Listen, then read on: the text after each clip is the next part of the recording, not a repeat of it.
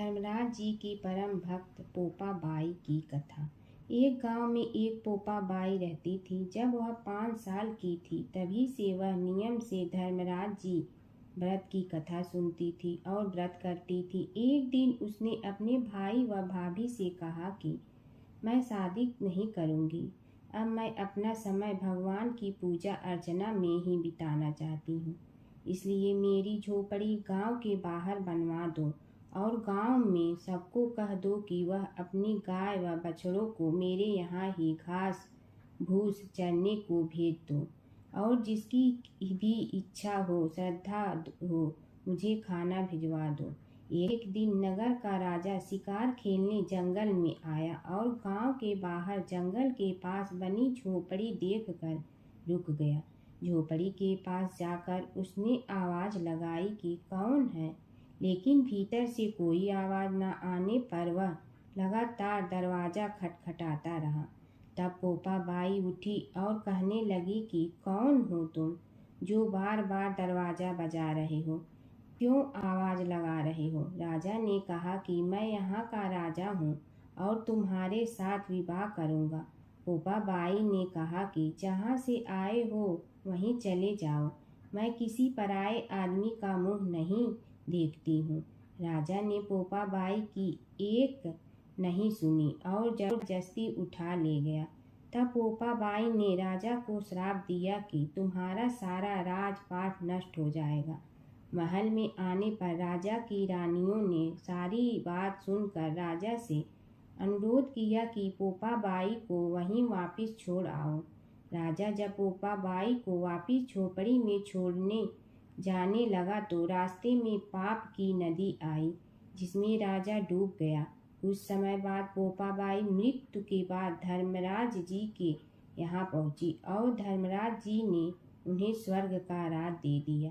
एक बार एक सेठ व सेठानी मृत्यु लोक से स्वर्ग लोक आए तो उसके द्वार बंद देखकर वह धर्मराज जी से द्वार खोलने का आग्रह करते हैं। धर्मराज जी कहते हैं इस द्वार पर पोपा बाई का राज है। इस पर सेठ सेठानी कहते हैं कि हम पोपा बाई को नहीं जानते हैं। धर्मराज जी उन दोनों की बात सुनकर कहते हैं कि तुम दोनों 7 दिन तक मृत्युलोक में रहो। 8 खोपड़ा से राई भरकर 5 कपड़े ऊपर रखकर कहानी सुनकर उद्यापन करना और कहना कि राज है पोपा बाई लेखा लेगी राई राई का। सारे बोलो पोपा बाई की जय। धर्मराज जी की कथा। दो सेठानियाँ थी। एक के घर में धन बहुत था पर वह कंजूस थी। दूसरी के पास धन थोड़ा कम था पर मन से वह बहुत अमीर थी। रोज सवेरे उठती, गंगा स्नान करती, तुलसी माता बड़ पीपल सींचने, भगवान के मंदिर जाके पूजा करती। धर्मराज सूरज भगवान की कहानी सुनती, भगवान के भोग लगाकर अतिथि को जिमाती, गाय कुत्ता के लिए ग्रास निकालती। दूसरी सेठानी इस धर्मात्मा को देखकर हंसती और कहती पता नहीं दिन भर क्या करती रहती है। थोड़े समय बाद दोनों सेठानियों को भगवान का बुलावा आया। धर्मात्मा सेठानी के तो यमराज जी ने विमान भेजा और दूसरी को दूत मारते ही ले गया। रास्ते में सेठानी बोली मेरे को भूख लगी है, तो दूत बोले किसी को कुछ दिया होगा तो मिलेगा। फिर बोली प्यास लगी है, दूत बोले किसी को पानी पिलाया तो मिलेगा। रास्ते में उसे काट चुभने लगे, गर्मी पड़ने लगी पर दूत तो उसे घसीटे ही ले गए। अब सेठानी बहुत पछताने लगी कि सब कुछ होते हुए भी दान धर्म नहीं किया। इतने में यमराज का दरबार आया। धर्मात्मा बुढ़िया को भगवान के पास सिंहासन मिला और वह उस पर बैठी थी।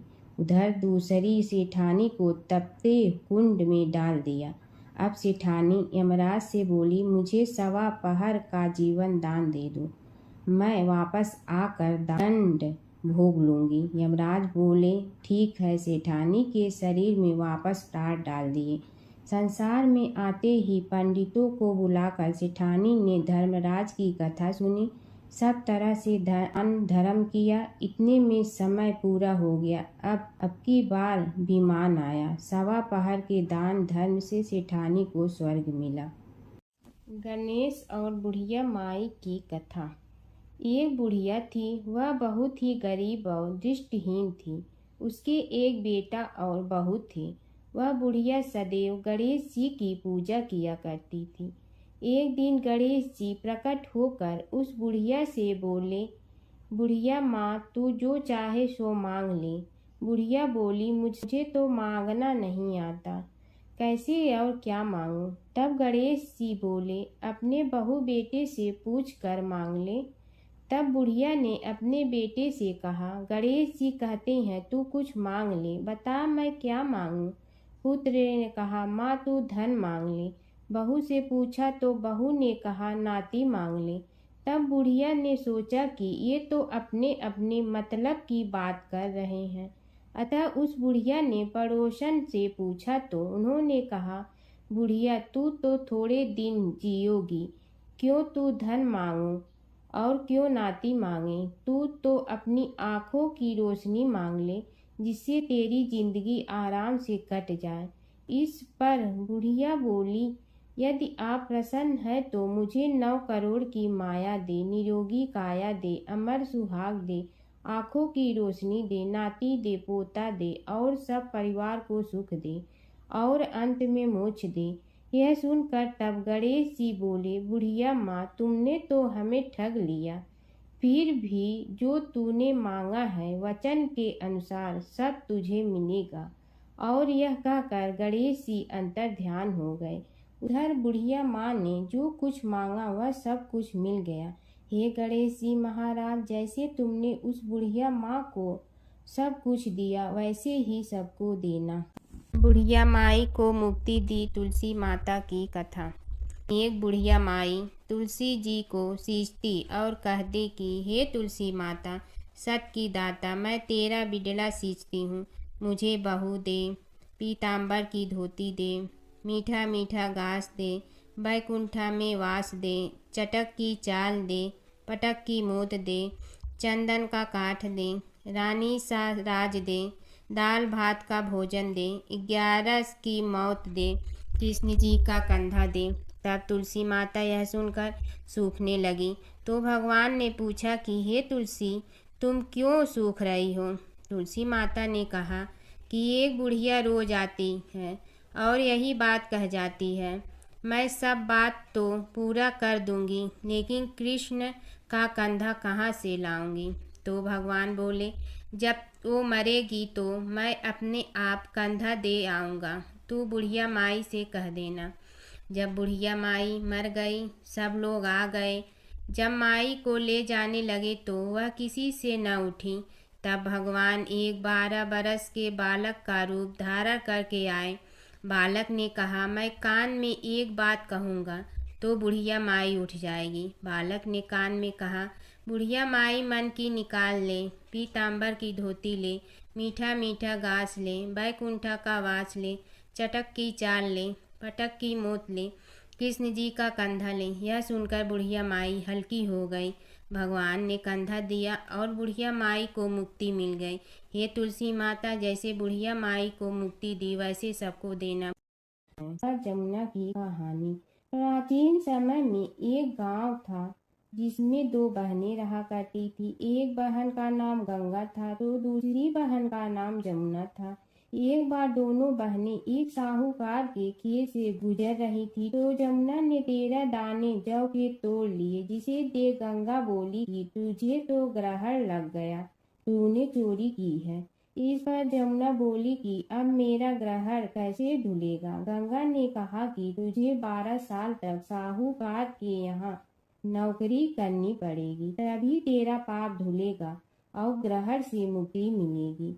जमुना साहूकार के यहाँ नौकरी के लिए जाती है और अपने लिए काम मांगती है। साहूकार उसे काम पर रख लेता है, लेकिन काम करने से पहले जमुना उसे कहती है कि मैं सारे काम करूंगी लेकिन 4 काम नहीं करूंगी। जूठे बर्तन नहीं मांजूंगी, झाड़ू नहीं लगाऊंगी, बिस्तर नहीं बिछाऊंगी और दिया नहीं जलाऊंगी। 12 साल के बाद कुंभ का मेला लगा तो साहूकारनी भी कुंभ नहाने जाने लगी। यमुना ने उसे जाते देख कहा कि कुंभ के मेले में मेरी बहन गंगा मिलेगी तो उसे यह सोने का टक्का दे देना, इससे वह अपने हाथों में सुंदर चूड़ियां पहन लेगी। साहूकारनी ने कुंभ के मेले में गंगा को वह सोने का टका दे दिया। गंगा ने उनसे वह टका लेते हुए कहा कि मेरी बहन को कहना कि उसके 12 वर्ष पूरे हो गए हैं, अब वह वहां वापिस आ जा। साहूकार व साहूकारनी वापिस घर आए तब जमुना मटके में पानी भर रही थी। दोनों जमुना से बोले कि हमने सोने का वह टका तेरी बहन गंगा को दे दिया था और उसने कहा है कि तेरे 12 वर्ष पूरे हो गए हैं, इसलिए अब तुम वापिस जाओ। यह समाचार सुनते ही जमुना सहस्त्र धारा में बदल गई और बहने लगी। यमुना जी का यह रूप देखकर साहूकार और साहूकारनी परेशान हो गई थी। हमारे घर में जमुना माता ने काम किया, हमें तो अब ग्रहण लग गया है, हम यह ग्रहण कैसे उतारेंगे। जमुना भागकर गंगा माता के पास चली गई।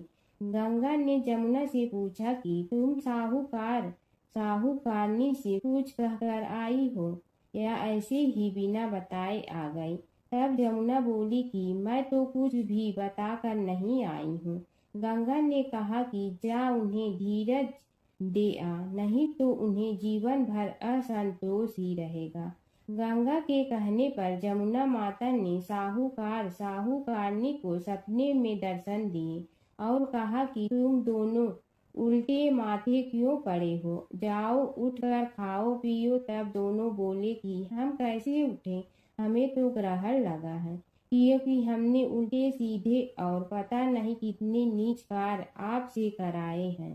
तब जमुना जी बोली कि तुम्हें ग्रहण नहीं लगा है, ग्रहण तो मुझे लगा था कि मैंने तुम्हारे खेत से 13 दाने जौ के चुराए थे।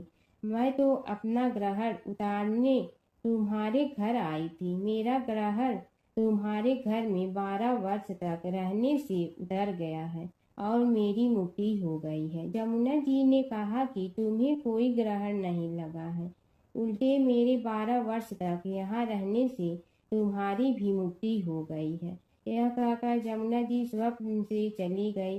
दोनों उठकर देखते हैं कि उनके घर में पहले से भी अधिक धन हो गया है। हे जमुना माता, जैसे आपने साहूकार व साहूकारनी की मुक्ति कराई, वैसे ही आप अपने सभी भक्तों की करना। नगर बसेरे की कहानी। किसी गांव में एक भाट व एक जाट रहता था। दोनों में घनिष्ठ मित्रता थी। एक बार जाट अपनी बहन के घर जाने को तैयार हुआ तो भाट अपनी ससुराल जाने को तैयार हुआ। दोनों साथ चल पड़े तो रास्ते में रुककर एक कुएं की मुंडेर पर बैठ गए। जाट ने भाट से कहा कि नगर बसेरा कर लेते हैं।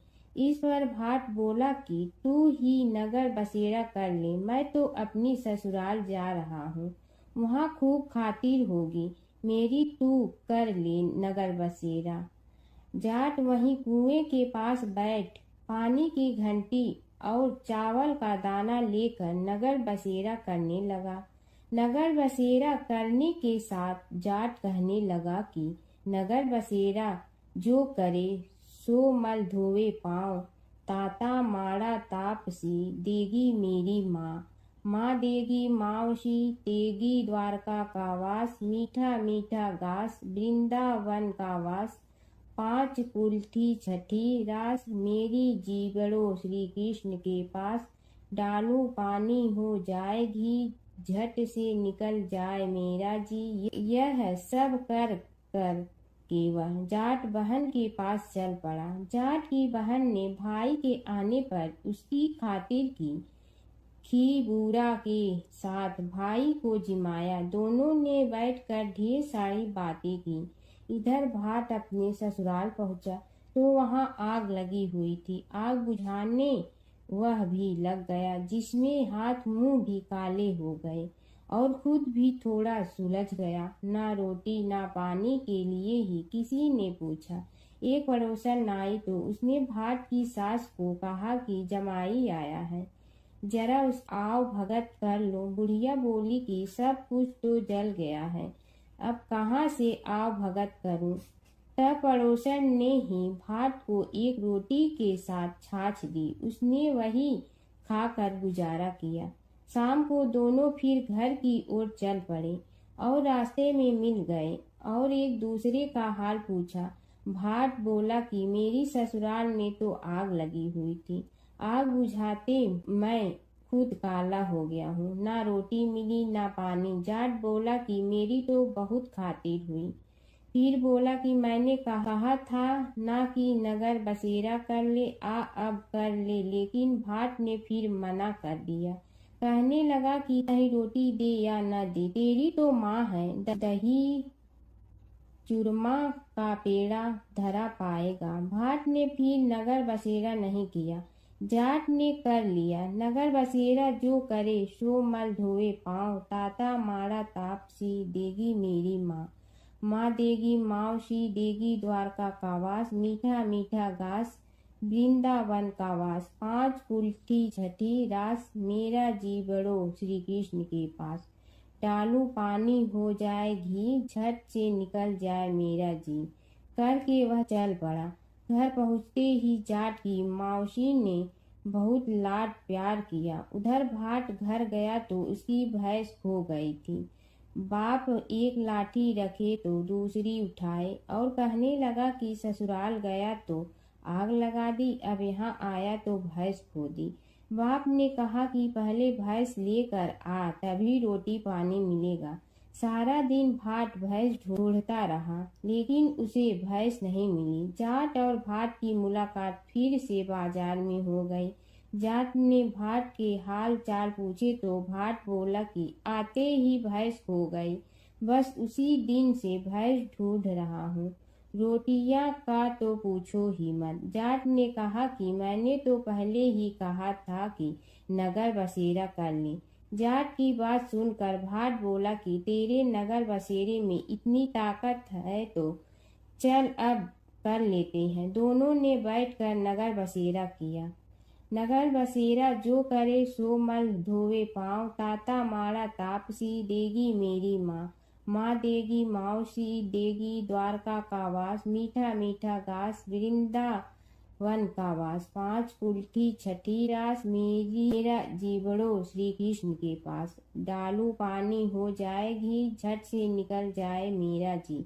दोनों के नगर बसेरा करने पर भाट जैसे ही आगे बढ़ा तो उसकी खोई भैंस मिल गई, जिसे लेकर घर पहुंचा। घर पहुंचते ही माँ ने कहा कि लड़के को आते ही घर से निकाल दिया, सारे दिन से ये भूखा प्यासा भटक रहा है।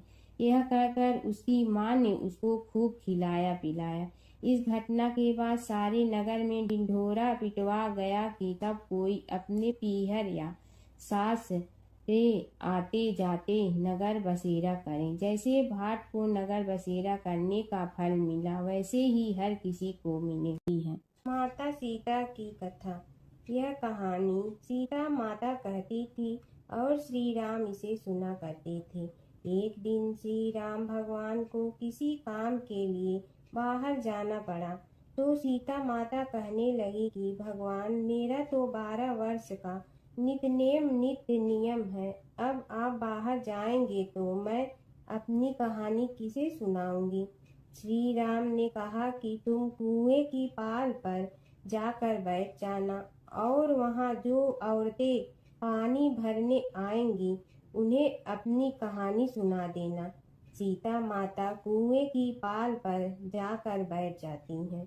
एक स्त्री आई, उसने रेशम की जड़ी की साड़ी पहन रखी थी और सोने का घड़ा ले रखा था। सीता माता उसे देख कहती हैं कि बहन, मेरा 12 वर्ष का नित्य सुन लो। पर वह स्त्री बोली कि मैं तुम्हारा नित्य सुनूंगी तो मुझे घर जाने में देरी हो जाएगी और मेरी सास मुझसे लड़ेंगी। उसने कहानी नहीं सुनी और चली गई। उसकी रेशम जड़ी की साड़ी फट गई। सोने का घड़ा मिट्टी के घड़े में बदल गया। सास ने देखा तो पूछा कि ये किसका दोस्त अपने सिर लेकर आ गई है। बहू ने कहा कि कुएं पर एक औरत बैठी थी। उसने कहानी सुनने के लिए कहा, लेकिन मैंने सुनी नहीं, जिसका यह फल मिला है। बहू की बात सुनकर अगले दिन वही साड़ी और घड़ा लेकर सास कुएं की पाल पर गई। सास को वहीं माता सीता बैठी मिली तो माता सीता ने कहा कि बहन, मेरी कहानी सुन लीजिए। सास बोली कि एक बार छोड़, मैं तो 4 बार कहानी सुन लूंगी। राम आए लक्ष्मण आए, देश के पुजारी आए, नित नेम का नेम लाए, आओ राम बैठो राम। तपी रसोई जियो राम, माखन मिश्री खाओ राम। दूध बतासा पियो राम, सूत के पलका मोठो राम। साल दुसाला पोठो राम, साल दुसाला ओढ़ो राम। जब बोलो जब राम ही राम, राम संवारे सबके काम। खाली घर भंडार भरेंगे, सबका बेड़ा पार करेंगे। श्री राम जय राम जय जय राम। सास बोली कि बहन, कहानी तो बहुत अच्छी लगी। कहानी सुनकर सास घर चली गई और उसकी साड़ी फिर से रेशम जड़ी की बन गई। मिट्टी का घड़ा फिर सोने के घड़े में बदल गया। बहू कहने लगी, सासू माँ, आपने ये सब कैसे किया? सास ने कहा कि बहू, तू दोष लगा के आई थी और मैं अब दोष उतार कर आ रही हूँ। बहू ने फिर पूछा कि वह कुएं वाली स्त्री कौन है? सास बोली कि वे सीता माता थी। वे पुराने से नया कर देती हैं, खाली घर में भंडार भर देती हैं। वह लक्ष्मी जी का वास घर में कर देती हैं। आदमी की जो भी इच्छा हो उसे पूरा कर देती हैं। बहू बोली कि ऐसी कहानी मुझे भी सुना दो। सास बोली कि ठीक है, तुम भी सुनो। और सास ने कहानी शुरू की। राम आए लक्ष्मण आए, देश के पुजारी आए, नित नेम का नेम लाए, आओ राम बैठो राम। तपी रसोई जियो राम, माखन मिश्री खाओ राम। दूध बतासा पियो राम, सूत के पलका मोठो राम। साल दुसाला पोठो राम, साल दुसाला ओढ़ो राम। जब बोलो जब राम ही राम, राम संवारे सबके काम। खाली घर भंडार भरेंगे, सबका बेड़ा पार करें। श्री राम जय जय राम। कहानी सुनकर बहू बोली कि कहानी तो बहुत अच्छी है। सास ने कहा कि ठीक है, इस कहानी को रोज कहा करेंगे। अब सास बहू रोज सवेरे उठती, नहाती धोती और पूजा करने के बाद नित नेम की सीता की कहानी कहती। एक दिन उनके यहाँ एक पड़ोस की औरत आई और बोली कि बहन, जरा सी आँच दे ना। तो वह बोली कि आज तो अभी हमने जलाई ही नहीं। पड़ोसन ने कहा कि तुम सुबह 4 बजे से उठकर क्या कर रही हो? फिर उन्होंने कहा कि सुबह उठकर हम पूजा करते हैं, फिर सीता माता की नित नेम की कहानी कहते हैं। पड़ोसन ने उसकी बात सुनकर फिर कहा कि सीता माता की कहानी कहने से तुम्हें क्या मिलता है? वे बोली कि इनकी कहानी कहने से घर में भंडार भर जाते हैं, सारे काम सिद्ध होते हैं, मन की इच्छा भी पूरी हो जाती है। पड़ोसन कहती है कि बहन, ऐसी कहानी तो मुझे भी सुना दो। फिर वह बोली कि ठीक है, तुम भी यह कहानी सुन लो। राम आए लक्ष्मण आए, देश के पुजारी आए, नित नेम का नेम लाए, आओ राम बैठो राम। सारी कहानी सुनने के बाद पड़ोसन कहने लगी, बहन, कहानी तो मुझे बहुत अच्छी लगी। अब वह पड़ोसन भी नित नेम सीता माता की कहानी कहने लगी। कहानी कहने से सीता माता ने पड़ोसन के भी भंडार भर दिए। अब तो पूरे मोहल्ले में नित नेम की कथा चल पड़ी। हर किसी की मनोकामना पूरी होने लगी।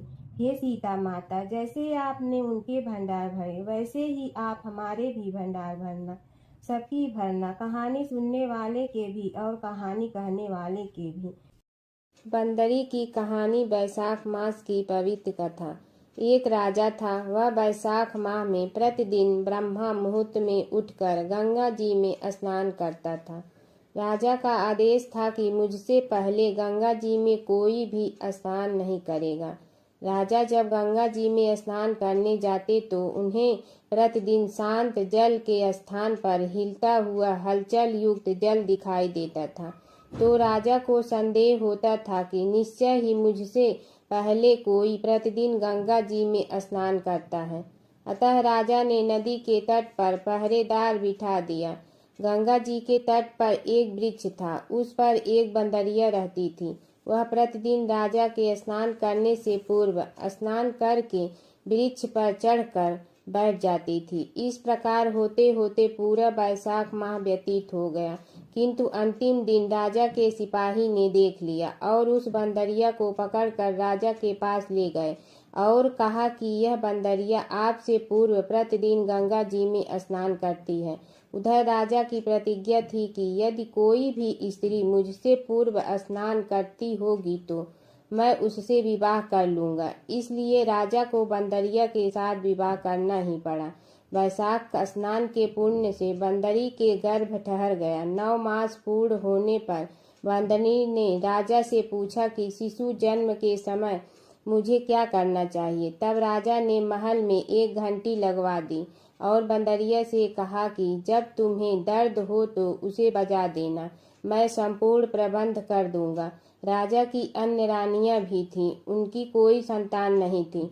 बंदरिया को गर्भ है यह समाचार जानकर अन्य रानियां मन ही मन बंदरिया से ईर्ष्या करने लगी और भावी संतान का नाश करते हेतु विभिन्न योजनाएं बनाने लगी। घंटी लगी देखकर एक रानी ने बंदरिया से इसका कारण पूछा। बंदर ने संपूर्ण वृतांत बता दिया। रानी ने बहकाया कि यह एक बार घंटी बजाकर तो देख ले कि राजा आते हैं या नहीं। बंदरी ने घंटी बजाई तो राजा दौड़े दौड़े महल में आए और घंटी बजाने का कारण पूछा।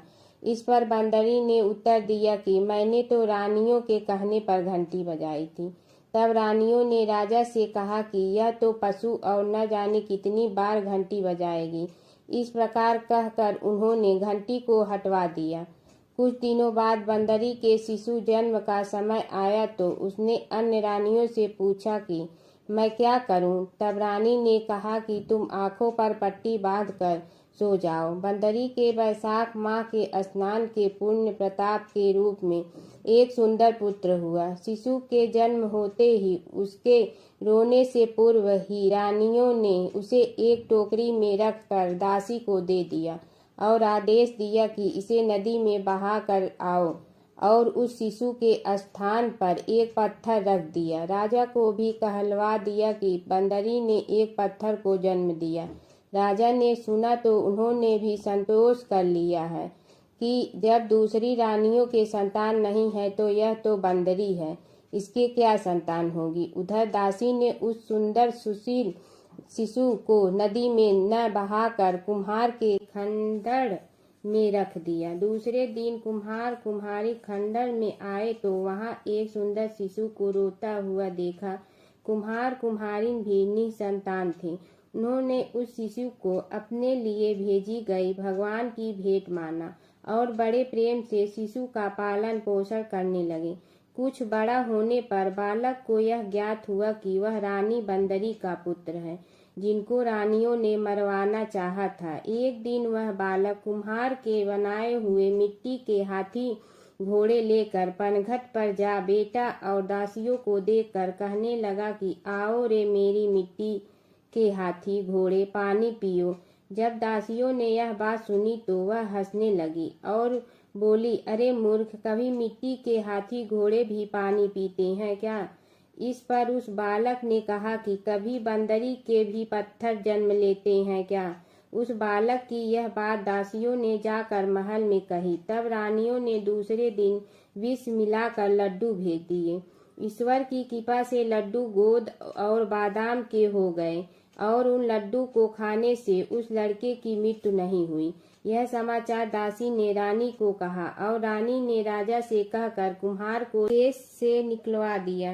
कुम्हार वन में रहने लगा। तत्पश्चात अगले वर्ष चित्र माह में माता गणगौर के पूजन का दिन आया तो वह बंदरी का पुत्र 108 करवे और 108 गोली लेकर तथा घड़े में पानी भरकर बगीचे के बाहर बैठ गया। उधर राजा की और साहूकार की पुत्रियां गणगौर बनाने के लिए मिट्टी लेने के लिए आई, तब बगीचे में खेलने और झूलने लगी। इस कारण कुछ समय बाद उन्हें प्यास लगी। तब उन्होंने उस बंदरी के पुत्र से जल पिलाने के लिए कहा, तो उस बालक ने उत्तर दिया कि मेरे पास एक गोली है, उसे खाते जाओ और मेरी चारों ओर फेरे लगाती जाओ, तब मैं तुम्हें जल पिलाऊंगा। इस पर पहले तो कन्याओं ने मना किया, किंतु प्यास तीव्र होने के कारण मान गई। इस प्रकार गोली खाने और उस युवक के साथ फेरे लेने से वह गर्भवती हो गई। बाद में जब उनके माता पिता को यह ज्ञात हुआ तो वह सभी कुम्हार के पास आए और संपूर्ण वृत्तांत सुनाया तथा कहा कि तेरे पुत्र ने हमारी कन्याओं से विवाह किया है, अब तुम्हें इन्हें अपने पास रखना होगा। तब कुम्हार ने निर्धर होने के कारण असमर्थता व्यक्त की। 2 कन्याओं की माता पिता ने बहुत सारा धन देकर अपनी कन्याओं को कुम्हार के घर विदा किया और कुम्हार के घर 108 बहुएं आ गई और कालांतर में उनके 108 ही पोते हो गए। कुम्हार ने समस्त नगरी को भोजन हेतु निमंत्रण दिया और राजा को भी बुलवा दिया। राजा के यहाँ से रानी बंदरी के अतिरिक्त सब भोजन हेतु पधारे। तब राजकुमार राजा की आज्ञा लेकर बंदरी को लेने रथ पालकी लेकर गया और लाकर सभा में सबसे ऊंचे स्वर्ण आसन पर बैठाया। राजकुमार ने अपनी सभी पत्नियों को समझा दिया था कि बंदरी मुझे जन्म देने वाली माता है। एक एक बहू रानी बंदरी के चरण स्पर्श करती गई और एक एक सोने का सिक्का और पोते को गोद में देती गई। जब राजा और अन्य रानियों ने यह सब देखा तो कुम्हार के पुत्र से इसका कारण पूछा। रानियों को तो संदेह होने लगा कि यह अवश्य ही बंदरी का पुत्र है, इसलिए रानी और रूठ कर राजा को कहने लगी कि कुम्हार के पुत्र ने हमारा अपमान किया है और बंदरी का सम्मान किया है, अतः हम लौट कर जा रहे हैं। इधर राजा को पुत्र के जन्म का संपूर्ण रहस्य ज्ञात हो गया, इसलिए उन्होंने रानियों को देश निकाल दिया और अपनी सभी पुत्र वधु एवं पुत्रों को लेकर महल में आया और राजकुमार का राज तिलक हुआ। कुम्हार कुम्हारिन को राजकुमार ने महल में रहने के लिए निवेदन किया, किंतु वह नहीं माने। तब राजा ने उन्हें ढेर सारा धन दे दिया। वैशाख स्नान का इतना महत्व है तो सबको वैशाख स्नान करना चाहिए। बंदरी ने वैशाख स्नान किया तो उसे राजा का राज्य, पुत्र, बहुएं आदि प्राप्त हुई है। ईश्वर जैसे बंदरी को पुण्य मिले, इस प्रकार हमें भी पुण्य देना। प्राचीन काल की बात है। नैमिषारण्य क्षेत्र में ऋषि, महर्षि और साधु संतों का समाज जुड़ा था। उसमें श्री सूत जी भी विद्यमान थे। शौनक जी ने उनकी सेवा में उपस्थित होकर निवेदन किया कि हे अज्ञान रूप घोर तिमिर को नष्ट करने में करोड़ों सूर्यों के समान प्रकाशमान श्री सूत जी हमारे कानों के लिए अमृत के समान जीवन प्रदान करने वाले कथा तत्व का वर्णन कीजिए। हे सूत जी, हमारे हृदयों में ज्ञान के प्रकाश की वृद्धि तथा भक्ति, वैराग्य और विवेक की उत्पत्ति जिस कथा से हो सकती हो वह हमारे प्रति कहने की कृपा कीजिए।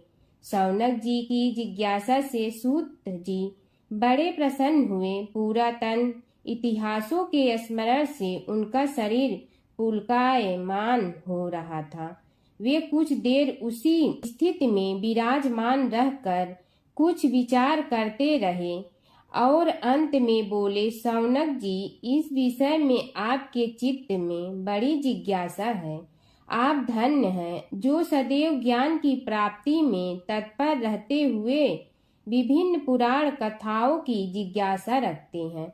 आज मैं आपको ज्ञान के परम स्रोत रूप श्री गणेश जी का जन्म कर्म रूप चरित्र सुनाऊंगा।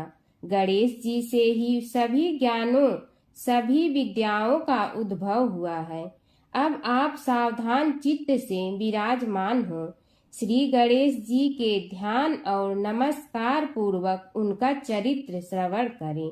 नमस्तस्मै गणेशाय ब्रह्मा विद्या प्रदायिनी यनागस्त्य समः साक्षात विघ्न सागर सो सड़े।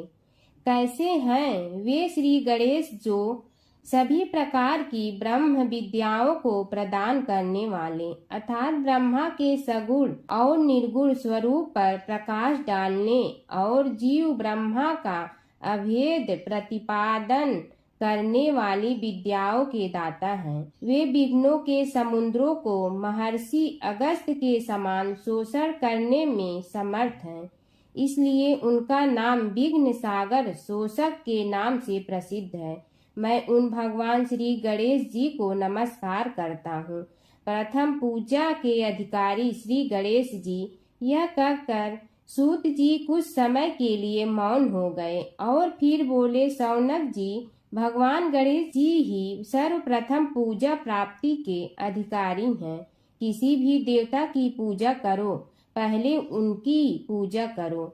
शौनक जी ने निवेदन किया, हे भगवान, हे सूत, सर्वप्रथम यह बताने की कृपा कीजिए कि गणेश जी को प्रथम पूजा का अधिकार किस प्रकार प्राप्त हुआ। इस विषय में मेरी बुद्धि मोह को प्राप्त हो रही है कि सृष्टि रचयिता ब्रह्मा जी, पालन करता भगवान नारायण और संहार करता शिव जी में से किसी को प्रथम पूजा का अधिकारी क्यों नहीं माना गया। यह त्रिदेव ही तो सबसे बड़ा देवता माने जाते हैं। सूत जी ने कहा, शौनक जी, यह भी एक रहस्य ही है। देखो, अधिकार मांगने से नहीं मिलता, इसके लिए योग्यता होनी चाहिए। संसार में अनेकों देवी देवताएं पूजे जाते हैं। पहले जो जिसका इष्ट देव होता है वह उसी की पूजा किया करता है। इससे बड़े देवताओं के महत्व में कमी आने की आशंका उत्पन्न हो गई। इस कारण देवताओं में परस्पर विवाद होने लगा। वे उसका निर्णय प्राप्त करने के लिए शिव जी के पास पहुँचे और प्रणाम करके पूछने लगे, प्रभु, हम सब में प्रथम पूजा का अधिकारी कौन है। शिव जी सोचने लगे कि किसे प्रथम पूजा का अधिकारी माने। तभी उन्हें एक युक्ति सूझी। बोले, देवगण, इसका निपटारा बातों से नहीं तथ्यों से होगा। इसके लिए एक प्रतियोगिता रखनी होगी, शिव की परिक्रमा करने की प्रतियोगिता। देवगण उनका मुख देखने लगे, शंकित हृदय से सोचने लगे कि कैसी प्रतियोगिता रहेगी। यह शिव जी ने उनके मन के भाव ताड़ लिए, इसलिए सांत्वना भरे शब्दों में बोले, घबराओ मत, कोई कठिन परीक्षा नहीं ली जाएगी। बस इतना ही कि सभी अपने अपने वाहनों पर चढ़कर संसार की परिक्रमा करो और फिर यहाँ लौट आओ। जो पहले लौटेगा वही सर्वप्रथम पूजा का अधिकारी होगा। अब क्या देर थी, सभी अपने अपने वाहन पर चढ़कर दौड़ पड़े। किसी का वाहन गजराज था तो किसी का सिंह, किसी का भैंसा तो किसी का मृग, किसी का हंस तो किसी का उल्लू, किसी का अश्व तो किसी का श्वान। अभिप्राय यह है कि वाहनों को विविधता के दर्शन उस समय जितने भले प्रकार से हो सकते थे उतने अन्य समय में नहीं। सबसे गया बीता वाहन गणेश जी का था मूषक, उससे चूहा भी कहते हैं। ऐसे वाहन के बल भरोसे इस प्रतियोगिता में सफल होना तो क्या, सम्मिलित होना भी हास्यास्पद है। गणेश जी ने सोचा, छोड़ो, क्या होगा प्रतियोगिता में भाग लेने से, हम तो यहाँ बैठे रहकर ही तमाशा देखेंगे। वे बहुत देर तक विचार करते रहे। अंत में उन्हें एक युक्ति सूझी। शिव जी स्वयं ही जगदाता हैं, यह संसार उन्हीं का प्रतिबिंब है, तब क्यों न इन्हीं की परिक्रमा कर ली जाए। इनकी परिक्रमा करने से ही संसार की परिक्रमा हो जाएगी। ऐसा निश्चय कर उन्होंने मूषक पर चढ़कर शिव जी की परिक्रमा की और उनके समक्ष जा पहुँचे। शिव जी ने कहा, तुमने परिक्रमा पूर्ण कर ली। उन्होंने उत्तर दिया, जी हाँ। शिव जी सोचने लगे कि इसे तो यहीं घूमते हुए देखा, फिर परिक्रमा कैसे कराया। देवताओं का परिक्रमा करके लौटना आरंभ हुआ और उन्होंने गणेश जी को वहां बैठे देखा तो माथा ठनक गया। फिर भी साहस करके बोले, अरे तुम विश्व की परिक्रमा के लिए नहीं गए? गणेश जी ने कहा, अरे मैं कब का यहाँ आ गया। देवता बोले, तुम्हें तो कहीं भी नहीं देखा। गणेश जी ने उत्तर दिया, देखते कहाँ से, समस्त संसार शिव जी में विद्यमान है। इनकी परिक्रमा करने से ही संसार की परिक्रमा पूर्ण हो गई। सूत जी बोले, शौनक, इस प्रकार गणेश जी ने अपनी बुद्धि के बल पर ही विजय प्राप्त कर ली। उनका कथन सत्य था, इसलिए कोई विरोध करता भी तो कैसे। बस उसी दिन से गणेश जी की प्रथम पूजा होने लगी। सूत जी बोले, हे शौनक जी, यह एक तथ्य है कि गणेश जी ही उसके पात्र हैं। वे बड़े देवता का भी कार्य सिद्धि में विघ्न उपस्थित होने पर उन विघ्न राज का आश्रय न लिया हो। हे शौनक, वे देव भी बड़े दयालु हैं। नाम तो शिव जी का ही आशुतोष है, किंतु वे सर्वात्मा और सर्वरक्षक प्रभु तो शिव जी की अपेक्षा भी शीघ्र ही प्रकट हो जाते हैं। उनका भक्त कभी किसी संकट में नहीं पड़ता। यदि प्रारब्ध वशात कभी किसी विपत्ति में पड़ भी जाता है तो गणेश्वर की उपासना करने पर उनके अनुग्रह से उनके समस्त दुख दूर होकर परम सुख की प्राप्ति होती है। शौनक ने कहा, हे सूत जी, हे महाभाग, हे प्रभु, मैं गणेश जी के विभिन्न चरित्रों का अध्ययन करना चाहता हूँ, तो मुझे बताइए कि किस ग्रंथ का अवलोकन करूँ। हे दयामय, आपको तो उनके समस्त चरित्र विदित है कि यदि आप ही उन्हें सुनाने की कृपा करें तो मेरा अत्यधिक उपकार होगा। सूत जी बोले, हे शौनक भगवान, गणेश्वर के इतने चरित्र हैं कि उन सब का कथन इस जिह्वा से संभव नहीं, क्योंकि प्रभु अनंत, प्रभु चरित अनंता वाली बात समस्त विद्वान ऋषि मुनि कहते हैं। फिर भी गणेश जी प्रथम पूजा के अधिकारी होने के कारण समस्त देव चरित्रों में जुड़े हुए हैं, इसलिए उनका प्रभाव भी सर्वाधिक व्यापक है। हे मुने, हे शौनक, वे भगवान सर्व समर्थ हैं। वे सभी का तिरस्कार करने में समर्थ हैं, किंतु उनका तिरस्कार कोई भी नहीं कर सकता। यह त्रिलोक्य उन्हीं भगवान के संकेत पर नित्य करता है। इसकी समस्त क्रियाएं उन्हीं की इच्छा पर आश्रित हैं। हे शौनक भगवान गणेश्वर स्वयं कहते हैं, शिवे विष्णु च शक्तौ च सूर्ये मयि निराधिप यो भेद बुद्धि योगः स सम्य योगुः मतो मम। हे नरेश्वर, हे वरेण्य, शिव, विष्णु, शक्ति, सूर्य और मुझ गणेश में जो अभेद बुद्धि योग है, मेरे मत में वही सम्यक योग है। इससे यह भी सिद्ध है कि समस्त देवता उन्हीं के स्वरूप हैं।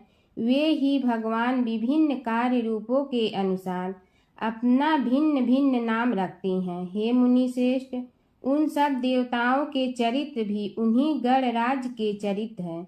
यद्यपि सब चरित्र एक ही ग्रंथ में मिलने में संभव नहीं है, फिर भी गणेश्वर के अनेकों प्रमुख चरित्रों का वर्णन गणेश पुराण में हुआ है। राजा सोमकांत का वृतांत कथन। शौनक जी ने पूछा, हे प्रभु, गणेश पुराण का आरंभ किस प्रकार हुआ, यह मुझे बताने की कृपा करें। इस पर सूत जी ने कहने लगे, हे शौनक, यद्यपि गणेश पुराण है तो बहुत प्राचीन, क्योंकि भगवान गणेश्वर तो आदि हैं। न जाने कब से गणेश जी अपने उपासकों पर कृपा करते चले आ रहे हैं। उनके अनंत चरित्र हैं, जिनका संग्रह एक महापुराण का रूप ले सकता है। उसे एक बार भगवान नारायण ने नारद जी को और भगवान ने शंकर और जगन जननी पार्वती जी को सुनाया था।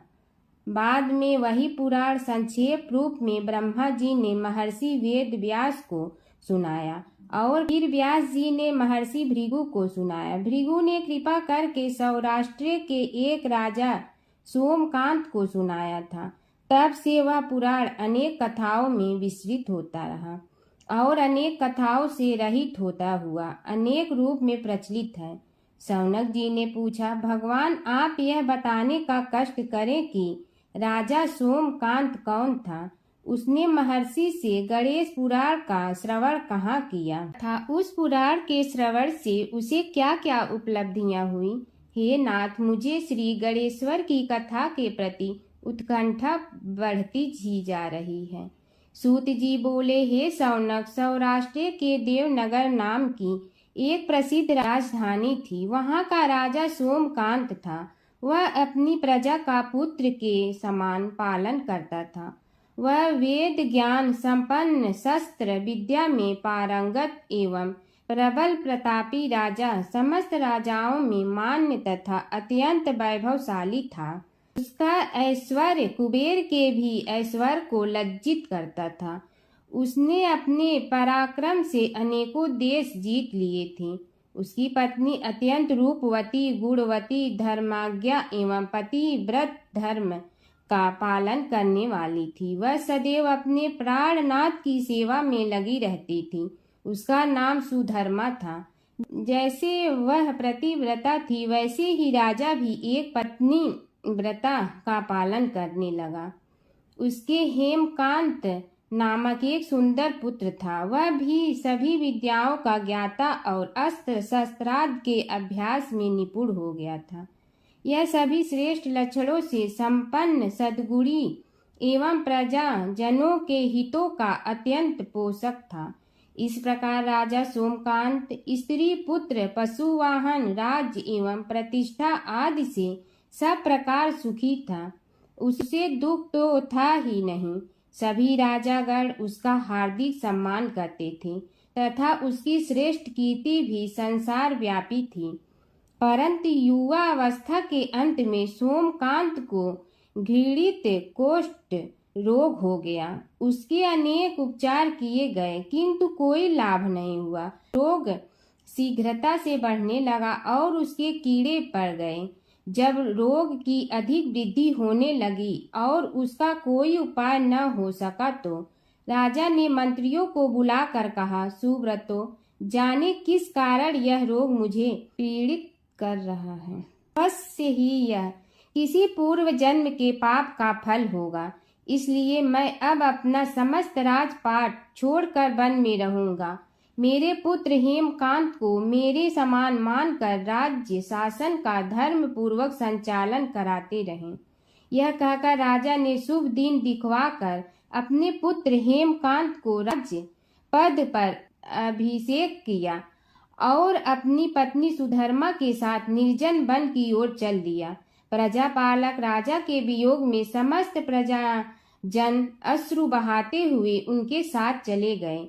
राज्य की सीमा पर पहुंचकर राजा ने अपने पुत्र, अमात्यगण और प्रजा जनों को समझाया, आप सब लोग धर्म के जानने वाले, श्रेष्ठ आचरण में तत्पर एवं सहृदय हैं। यह संसार तो वैसे भी परिवर्तनशील है। जो आज है वह कल नहीं था और आने वाले कल में भी नहीं रहेगा। इसलिए मेरे जाने से दुख का कोई कारण नहीं है। मेरे स्थान पर मेरा पुत्र सभी कार्यों को करेगा। इसलिए आप सब उसके अनुशासन में रहते हुए उसे सदैव सम्मान करते रहें। फिर पुत्र से कहा, बेटा, यह स्थिति सभी के समझ आती रही है। हमारे पूर्व पुरुष भी परंपरागत रूप से वृद्धावस्था आने पर वन में जाते रहे हैं। मैं कुछ समय पहले ही वन में जा रहा हूँ, तो कुछ पहले या पीछे जाने में कोई अंतर नहीं पड़ता। यदि कुछ वर्ष बाद जाऊं तब भी मोह का त्याग करना ही होगा। इसलिए हे वत्स, तुम दुखित मत हो और मेरी आज्ञा मानकर राज्य शासन को ठीक प्रकार चलाओ। ध्यान रखना, क्षत्रिय धर्म का कभी त्याग न करना और प्रजा को सदा सुखी रखना। इस प्रकार राजा सोमकांत ने सभी को समझा बुझाकर वहां से वापस लौट आया और स्वयं अपनी पतिव्रता भार्या के साथ वन में प्रवेश किया। पुत्र हेमकांत के आग्रह से उसने सुबल और ज्ञान गम्य नामक 2 आत्माओं को भी साथ ले लिया। उन सब ने एक समतल एवं सुंदर स्थान देखकर वहां विश्राम किया तभी उन्हें एक मुनि कुमार दिखाई दिया। राजा ने उससे पूछा, तुम कौन हो, कहाँ रहते हो, यदि उचित समझो तो मुझे बताओ। मुनि बालक ने कोमल वाणी में कहा, मैं महर्षि भृगु का पुत्र हूँ। मेरा नाम च्यवन है। हमारा आश्रम निकट में ही है। अब आप भी अपना परिचय दीजिए। राजा ने कहा, मुनि कुमार, आपका परिचय पाकर मुझे बड़ी प्रसन्नता हुई। मैं सौराष्ट्र के देवनगर नामक राज्य का अधिपति रहा हूँ। अब अपने पुत्र को राज्य देकर मैंने अरण्य की शरण ली है। मुझे कुष्ठ रोग अत्यंत पीड़ित किए हुए हैं। उसकी निवृत्ति का कोई उपाय करने वाला हो तो कृपा कर मुझे बताइए। मुनि कुमार ने कहा, मैं अपने पिताजी से अपना वृतांत कहता हूँ, फिर वे जैसा कहेंगे आपको बताऊंगा। यह कहकर मुनि बालक चला गया और कुछ देर में ही आकर बोला, राजन, मैंने आपका वृतांत अपने पिताजी को बताया। उनकी आज्ञा हुई है कि आप सब मेरे साथ आश्रम में चलकर उनसे भेंट करें, तभी आपके रोग के विषय में भी विचार किया जाएगा। राजा सोमकांत के पूर्व जन्म का वृत्तांत भृगु द्वारा वर्णन। राजा अपनी पत्नी और अमात्यों के सहित च्यवन के साथ साथ भृगु आश्रम में जा पहुंचा और उन्हें प्रणाम कर बोला, हे भगवान, हे महर्षि, मैं आपकी शरण हूँ। आप मुझ कुष्ठी पर कृपा कीजिए। महर्षि बोले, राजन, यह तुम्हारे किसी पूर्व जन्म कृत पाप का ही उदय हो गया है। इसका उपाय मैं विचार करके बताऊंगा। आज तो तुम सब स्नान आदि से निवृत्त होकर रात्रि विश्राम करो। महर्षि की आज्ञा अनुसार सबने स्नान भोजन आदि के उपरांत रात्रि व्यतीत की और प्रातः काल स्नान आदि नित्य कर्मों से निवृत्त होकर महर्षि की सेवा में उपस्थित हुए। महर्षि ने कहा, राजन, मैंने तुम्हारे पूर्व जन्म का वृतांत जान लिया हूँ और यह भी विदित कर लिया है कि किस पाप के फल से तुम्हें इस रोग की प्राप्ति हुई है। यदि तुम चाहो तो उसे सुना दूं। राजा ने हाथ जोड़कर निवेदन किया, बड़ी कृपा होगी मुनिनाथ, मैं उसे सुनने के लिए उत्कंठित हूँ। महर्षि ने कहा, तुम पूर्व जन्म में एक धनवान वैश्य के लाडले पुत्र थे। वह वैश्य विंध्याचल के निकट कौलहार नामक ग्राम में निवास करता था। उसकी पत्नी का नाम सुलोचना था। तुम उसी वैश्य दंपत के पुत्र हुए। तुम्हारा नाम कामद था। तुम्हारा लालन पालन बड़े लाड चाव से हुआ। उन्होंने तुम्हारा विवाह एक अत्यंत सुंदरी वैश्य कन्या से कर दिया था, जिसका नाम कुटुम्बिनी था। यद्यप तुम्हारी भार्या सुशीला थी और तुम्हें सदैव धर्म में निरत देखना चाहती थी, किंतु तुम्हारा स्वभाव वासनांध होने के कारण दिन प्रतिदिन उज्जवल होता जा रहा था। किंतु माता पिता भी धार्मिक थे, इसलिए उनके सामने तुम्हारी उज्ज्वलता दबी रही। परंतु माता पिता की मृत्यु के बाद तुम निरंकुश हो गए और अपनी पत्नी की बात भी नहीं मानते थे। तुम्हें अनाचार में प्रवृत्त देखकर उसे दुख होता था, तो भी उसका कुछ बस न चलता था। तुम्हारी उन्मत्तता चरम सीमा पर थी। अपनों से भी द्वेष और क्रूरता का व्यवहार किया करते थे। हत्या आदि कराते थे। तुम्हारे लिए सामान्य बात हो गई। पीड़ित व्यक्तियों ने तुम्हारे विरुद्ध राजा से पुकार की। अभियोग चला और तुम्हें राज्य की सीमा से भी बाहर चले जाने का आदेश हुआ। तब तुम घर छोड़कर किसी निर्जन वन में रहने लगे। उस समय तुम्हारा कार्य लोगों को लूटना और हत्या करना ही रह गया। एक दिन माध्याह्न काल था। गुणवर्धक नामक एक विद्वान ब्राह्मण उधर से निकला। बेचारा अपनी पत्नी को लिवाने के लिए ससुराल जा रहा था। तुमने उस ब्राह्मण युवक को पकड़कर लूट लिया। प्रतिरोध करने पर उसे मारने लगे तो वह चित्कार करने लगा, मुझे मत मार, मत मार, देख मेरा दूसरा विवाह हुआ है। मैं पत्नी को लेने के लिए जा रहा हूँ। किंतु तुम तो क्रोधवश में ऐसे लीन हो रहे थे कि तुमने उसकी बात सुनकर भी नहीं सुनी। जब उसे मारने लगे तो उसने श्राप दे दिया, अरे हत्यारे, मेरी हत्या के पाप से तो सहस्त्र कल्प तक घोर नरक भोगोगे। तुमने उसकी कोई चिंता न की और सिर काट लिया। राजन, तुमने ऐसी ऐसी एक नहीं बल्कि अनेक निरीह हत्याएं की थी, जिनकी गणना करना भी पाप है। इस प्रकार इस जन्म में तुमने घोर पाप कर्म किए थे, किंतु बुढ़ापा आने पर जब अशक्त हो गए तब तुम्हारे साथ जो क्रूर कर्मा थे वे भी किनारा कर गए। उन्होंने सोच लिया कि अब तो इसे खिलाना भी पड़ेगा, इसलिए मरने दो यहीं। अमोघ प्रभाव गणेश उपासना का कथन। राजन, अब तुम निरालंब थे, चल फिर तो सकते ही नहीं थे। भूख से पीड़ित रहने के कारण रोगों ने भी घेर लिया। उधर से जो कोई निकलता तुम्हें घृणा की दृष्टि से देखता हुआ चला जाता। तब तुम आहार की खोज में बड़ी कठिनाई से चलते हुए एक जीर्ण शीर्ण देवालय में पहुंचा। उसमें भगवान गणेश्वर की प्रतिमा विद्यमान थी। तब न जाने किस पुण्य के उदय होने से तुम्हारे मन में गणेश जी के प्रति भक्ति भाव जागृत हुआ। तुम निराहार रहकर उनकी उपासना करने लगे। उससे तुम्हें सब कुछ मिला और रोग भी कम हुआ। राजन, तुमने अपने साथियों की दृष्टि बचाकर बहुत सा धन एक स्थान पर गाड़ दिया था। अब तुमने उस धन को उसे देवालय के जीर्णोद्धार में लगाने का निश्चय किया। शिल्पी बुलाकर उस मंदिर को सुंदर और भव्य बनवा दिया। इस कारण कुख्याति सुख्याति में बदलने लगी। फिर यथा समय तुम्हारी मृत्यु हुई। यमदूतों ने पकड़कर तुम्हें यमराज के समक्ष उपस्थित किया।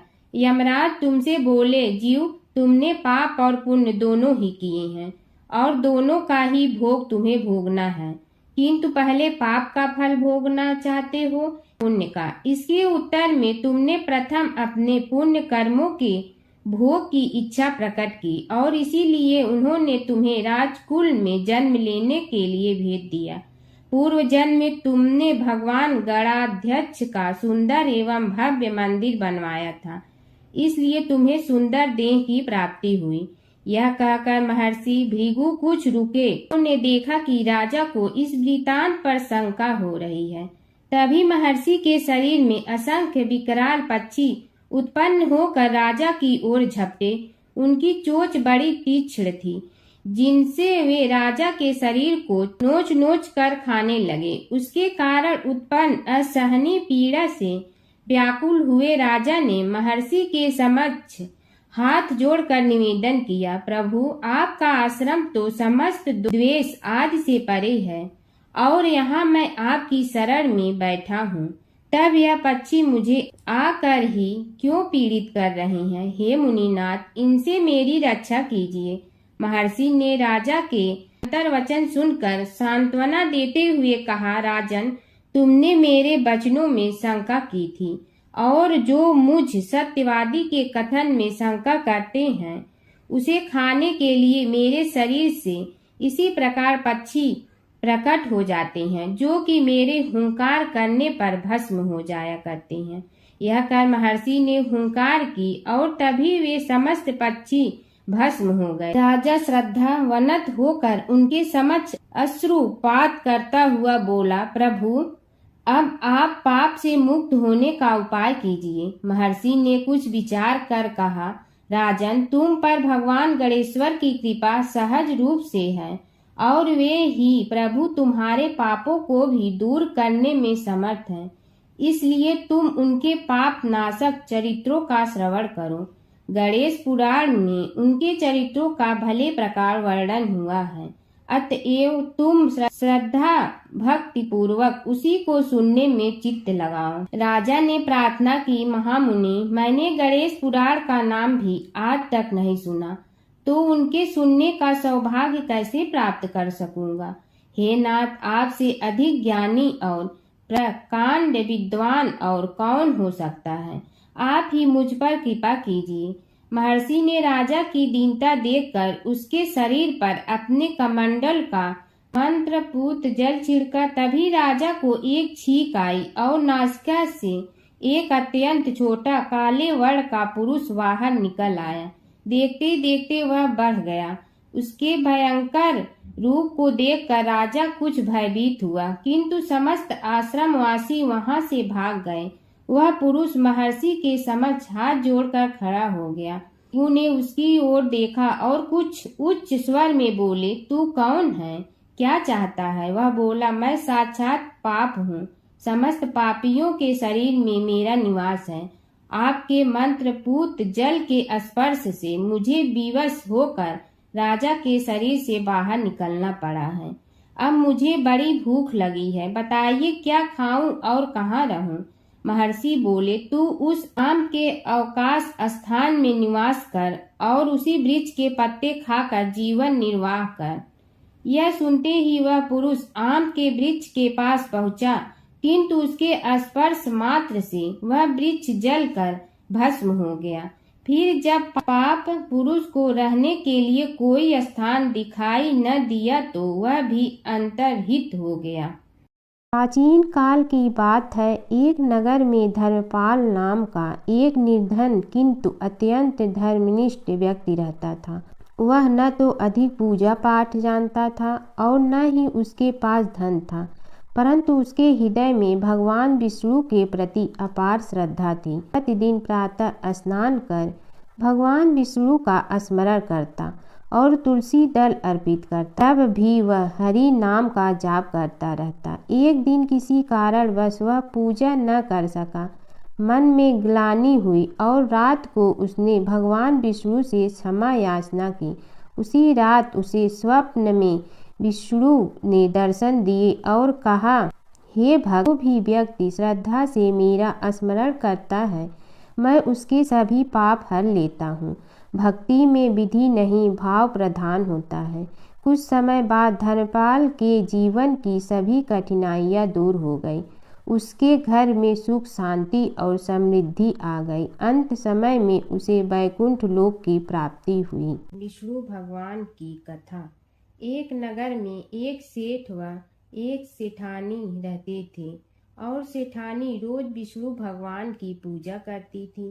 सेठ को उसका पूजा करना बिल्कुल अच्छा नहीं लगता था। इसी वजह से एक दिन सेठ ने सेठानी को घर से निकाल दिया। घर से निकलने पर वह जंगल की ओर गई तो देखा 4 आदमी मिट्टी खोदने का काम कर रहे थे। उसने कहा कि मुझे नौकरी पर रख लो। उन्होंने उसे रख लिया, लेकिन मिट्टी खोदने से सेठानी के हाथों में छाले पड़ गए और उसके बाल भी उड़ गए। वह आदमी कहते हैं कि बहन, लगता है तुम किसी अच्छे घर की महिला हो। तुम्हें काम करने की आदत नहीं है। तुम एक काम रहने दो और हमारे घर का काम कर लिया करो। वह चारों आदमी उसे अपने साथ घर ले गए और वह 4 मुट्ठी अनाज लाते और सभी बांट कर खा लेते। एक दिन सेठानी ने कहा कि कल से 8 मुट्ठी अनाज लाना। अगले दिन वह 8 मुट्ठी अनाज लाए और सेठानी पड़ोसन से आग मांग लाई। उसने भोजन बनाया, विष्णु भगवान को भोग लगाया, फिर सभी को खाने को दिया। सारे भाई बोले कि बहन, आज तो भोजन बहुत स्वादिष्ट बना है। सेठानी ने कहा कि भगवान का जूठा है तो स्वाद तो होगा ही। सेठानी के जाने के बाद सेठ भूखा रहने लगा और आस पड़ोस के सारे लोग कहने लगे कि ये तो सेठानी के भाग्य से खाता था। एक दिन सेठ अपनी सेठानी को ढूंढने चल पड़ा। उसने ढूंढते हुए वह भी उस जंगल में पहुंच गया जहां वह चारों आदमी मिट्टी खोद रहे थे। सेठ ने उन्हें देखा तो कहा कि भाई, मुझे भी काम पर रख लो। उन आदमियों ने उसे काम पर रख लिया, लेकिन मिट्टी खोदने से उसके भी हाथों में छाले पड़ गए और बाल उड़ने लगे। उसकी यह हालत देख चारों बोले कि तुम्हें काम की आदत नहीं है, तुम हमारे साथ चलो और हमारे घर में रह लो। सेठ उन चारों आदमियों के साथ उनके घर चला गया और जाते ही उसने सेठानी को पहचान लिया, लेकिन सेठानी घूंघट में थी तो सेठ को देख नहीं पाई। सेठानी ने सभी के लिए भोजन तैयार किया और हर रोज की भांति विष्णु भगवान को भोग लगाया। उसने उन चारों भाइयों को भोजन परोस दिया, लेकिन जैसे ही वह सेठ को भोजन देने लगी तो विष्णु भगवान ने उसका हाथ पकड़ लिया। भाई बोले कि बहन, ये तुम क्या कर रही हो? वह बोली, मैं कुछ नहीं कर रही हूँ, मेरा हाथ तो विष्णु भगवान ने पकड़ लिया है। भाई बोले, हमें भी विष्णु भगवान के दर्शन कराओ। उसने भगवान से प्रार्थना की तो विष्णु जी प्रकट हो गए।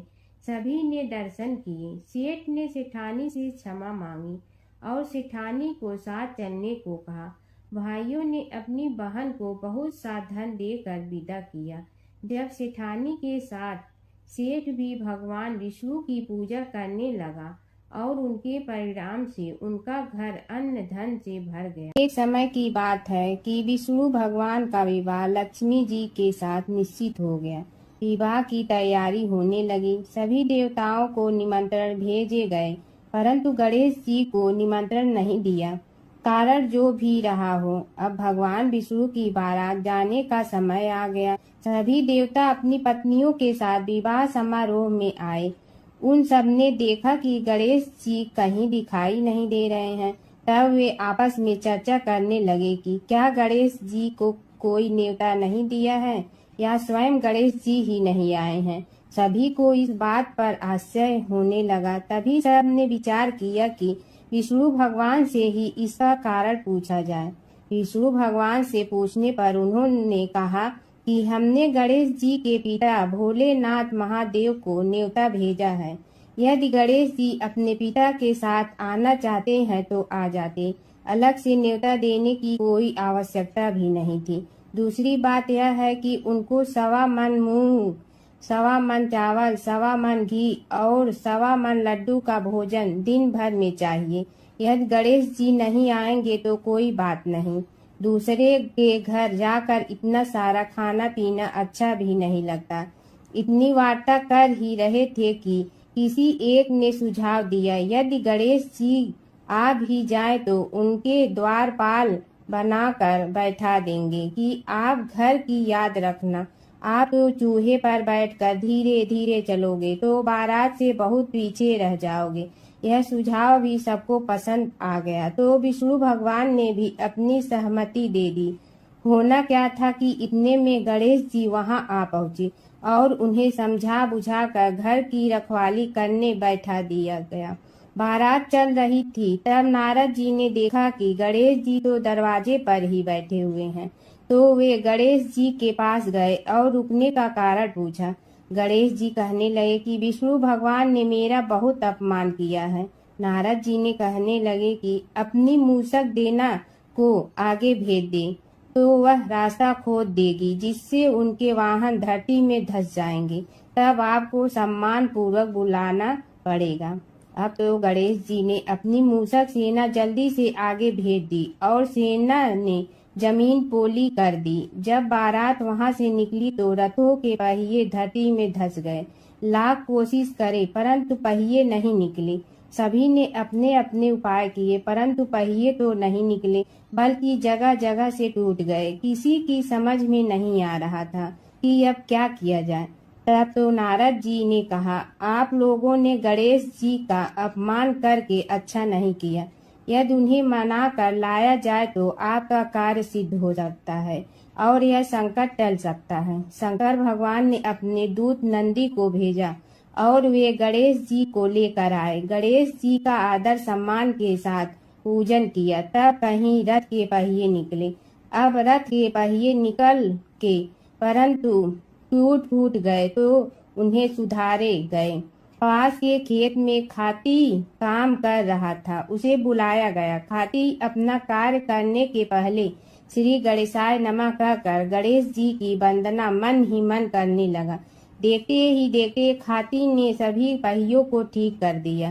तब खाती कहने लगा कि हे देवताओं, आपने सर्वप्रथम गणेश जी को नहीं मनाया होगा और न ही उनकी पूजन की होगी, इसीलिए तो आपके साथ यह संकट आया है। हम तो मूर्ख अज्ञानी हैं, फिर भी पहले गणेश जी को पूजते हैं, उनका ध्यान करते हैं। आप लोग तो देवतागण हैं, फिर भी आप गणेश जी को कैसे भूल गए? अब आप लोग भगवान श्री गणेश जी की जय बोल कर जाएं तो आपके सब काम बन जाएंगे और संकट कट जाएंगे। ऐसा कहते हुए बारात वहां से चल दी और विष्णु भगवान को लक्ष्मी जी के साथ विवाह संपन्न करा के सभी सकुशल घर लौट आए। हे गणेश जी महाराज, आपने विष्णु को जैसे कारज सारियो ऐसे कारज सबको सिद्ध कर जो। बोलो गजानन भगवान की जय। हर व्रत कथा के साथ पढ़ी और सुनी जाने वाली लपसी तपसी की यह कहानी। एक लपसी था, एक तपसी था। तपसी हमेशा भगवान की तपस्या में लीन रहता था। लपसी रोजाना सवा सेर की लपसी बनाकर भगवान का भोग लगाकर जीम लेता था। एक दिन दोनों लड़ने लगे। तपसी बोला, मैं रोज भगवान की तपस्या करता हूँ, इसलिए मैं बड़ा हूँ। लपसी बोला, मैं रोज भगवान को सवा सेर लपसी का भोग लगाता हूँ, इसलिए मैं बड़ा हूँ। नारद जी वहाँ से गुजर रहे थे। दोनों को लड़ता देखकर उनसे पूछा कि तुम क्यों लड़ रहे हो?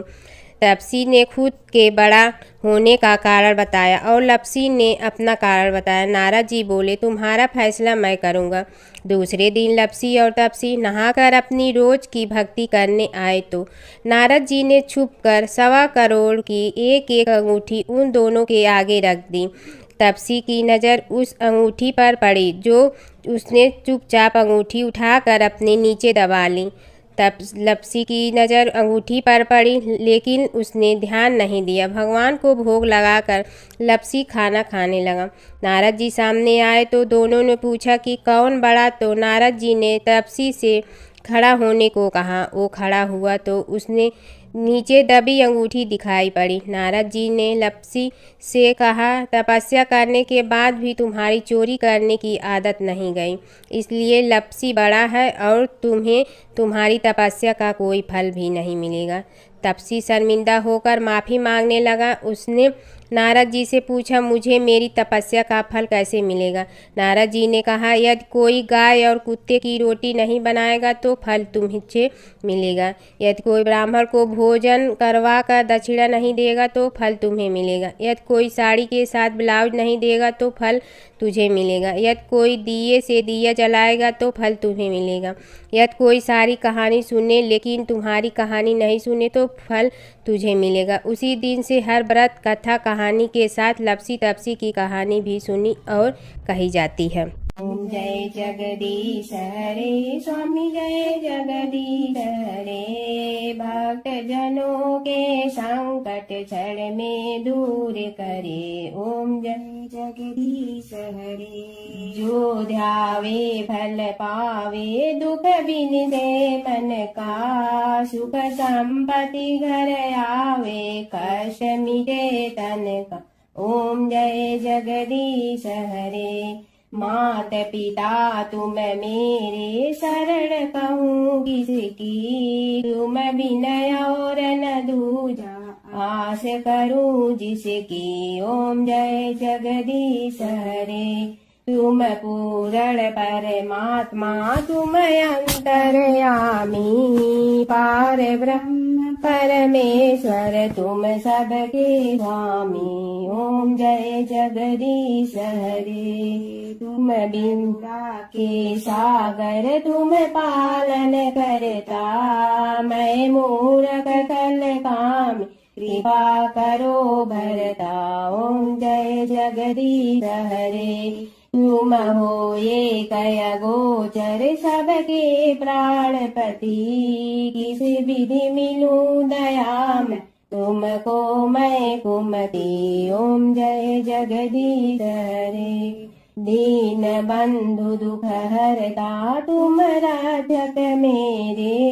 अपने हाथ उठाओ, द्वार पड़ा तेरे। ओम जय जगदीश हरे। विषय विकार मिटा, पाप हरो देवा। श्रद्धा भक्ति बढ़ाओ, संतन की सेवा। ओम जय जगदीश हरे। तन मन धन सब तेरा, स्वामी सब कुछ है तेरा। तेरा तुझको अर्पण क्या लागे मेरा। ओम जय जगदीश हरे, जय जगदीश हरे, स्वामी जय जगदीश हरे। भक्त जनों के संकट क्षण में दूर करे। ओम जय जगदीश हरे, स्वामी जय जगदीश हरे।